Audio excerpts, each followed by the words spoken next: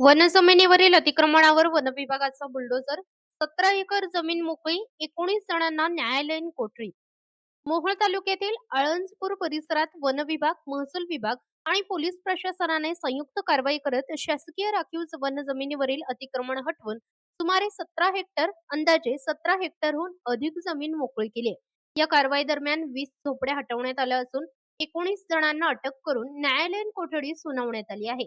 One परिक्षेत्र कार्यालयाच्या कार्यक्षेत्रातील राखीव वनगट क्रमांक 176, 177, 178, 179 आणि 182 मधील शासकीय वनजमिनीवर अतिक्रमण झाल्याची माहिती वन विभागाला मिळाली होती. त्यानुसार नियोजनबद्ध पद्धतीने संयुक्त मोहीम राबवण्यात आली. वन विभागाच्या माहितीनुसार काही व्यक्तींनी बेकायदेशीरपणे तब्बल 20 झोपड्या उभारून शासकीय वनजमिनीवर कब्जा केला होता. याशिवाय जमिनीचे सपाटीकरण व बांधकामाची तयारीही सुरू असल्याचे निदर्शनास आले. त्यामुळे वन विभागाने तातडीने कारवाई करत संपूर्ण अतिक्रमणे मुक्त केली आहे. या प्रकरणी वनजमिनीवर अधिकृत अतिक्रमण केल्याप्रकरणी 15 पुरुष व 4 महिलांसह 19 जणांवर गुन्हे दाखल करण्यात आले आहेत. सर्व आरोपींना न्यायालयात हजर करण्यात आले असता न्यायालयाने त्यांना 15 दिवसांची न्यायालयीन कोठडी सुनावली आहे.